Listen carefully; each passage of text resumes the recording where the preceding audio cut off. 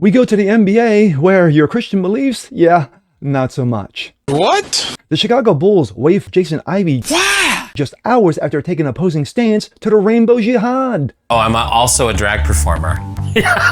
Fuck off. I'm Jazz Berganzo on this. How much you want to make a bet that if he was talking about the pedoista Mohammed, that he would still have his job? You are correct, sir. Yes! Just saying. But that's what's next.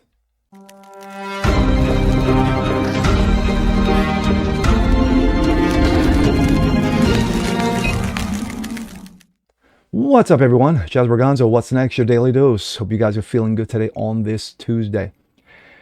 Well, the last 18 hours, if you are a sports fan, you got to be doing one of two things. You got to be going, scratching your head, going, what is this? B, you're angry as hell. Or C, A and B. What am I talking about? Well, we go to the NBA. If you are a Muslim, you're good. If you're a you're Jewish, you're good. If you're Buddhist, you're good. If you're Hindu, you're good. But if you're Christian, well, not so much. And here we go. This coming out of Outkick. Chicago Bulls wave for Jason Ivey hours after he took an opposing stance to the Rainbow Jihad in a social media post. The ongoing push to implement Pride Nights and alphabet-related themes across the professional sports landscape has raised serious questions about the role of sexual politics at live sporting events. Less than 2 months since joining the Chicago Bulls via trade, former fifth-round overall pick Jaden Ivey, 24, has been released by the team, with the apparent final straw coming Monday after Ivey posted a lengthy Instagram rant. Not really a rant. At one point called out the NBA's alphabet initiatives through its Pride Night events. Ivey, a star at Purdue for 2 years after becoming an NBA lottery pick, just played 4 games for the Bulls after his trade from Detroit. He was shut down for the season on March 26th because of a knee injury. The Bulls waved Ivey hours after he posted more than a 40 minutes Instagram rant, which critics online quickly condemned over his religious comments and his rejection of Pride Night. What? How dare you? A celebration that the leagues from the NHL to the NBA have openly embraced, because of course they have. And of course that's Mr. Ivey there.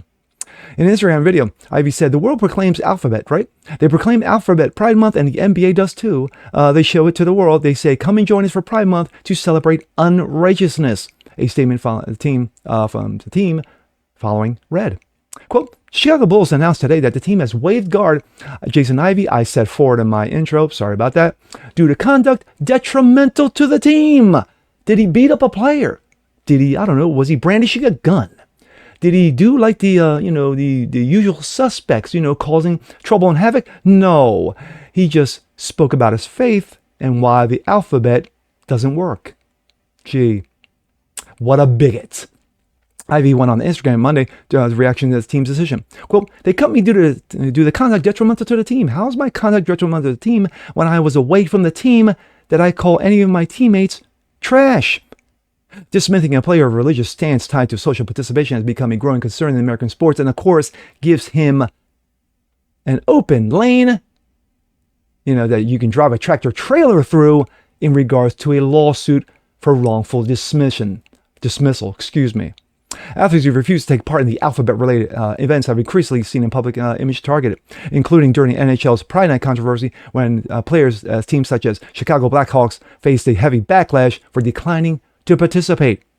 Most recently in 23, Russian players decided to decline to wear the Pride Night related pregame jerseys because of their religious beliefs, prompting intense backlash from progressive slugs. The ongoing push to implement Pride Night and alphabet-related themes across professional sports has raised serious questions about the role of sexual politics in live sporting events. Ivey, seemingly to take the stance because he has strong Christian faith, has not clearly supported the values promoted by these events. While critics may condemn Ivey, he openly takes a stance rooted in religious conviction, but for seemingly that reason, the Bulls are now openly cutting ties with the team. But what did he say that was so heinous? Here we go. Sorry about that, but I'll edit it. The world can proclaim LGBTQ, right? They proclaim Pride Month and the NBA. They proclaim it. They show it to the world.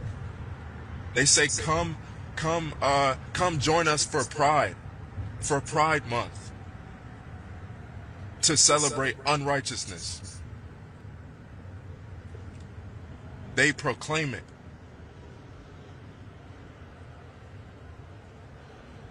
They proclaim it on the billboards. Facts. They proclaim it in the streets. Facts. Unrighteousness.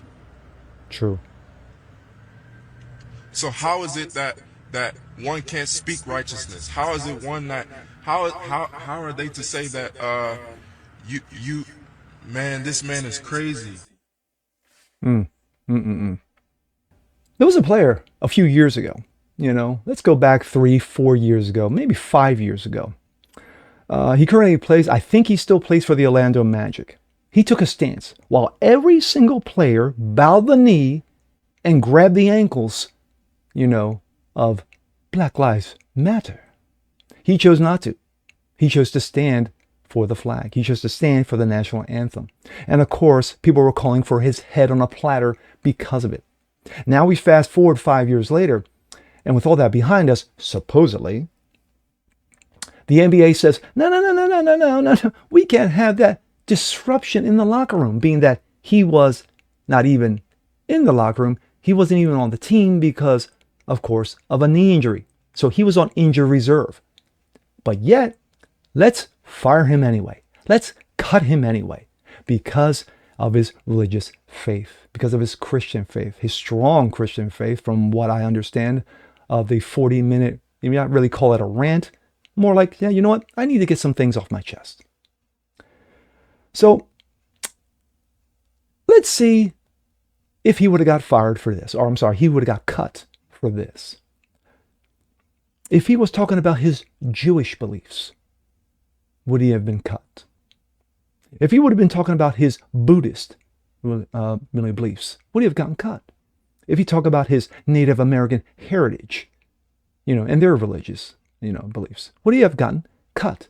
Or now add this one, if he were, I don't know,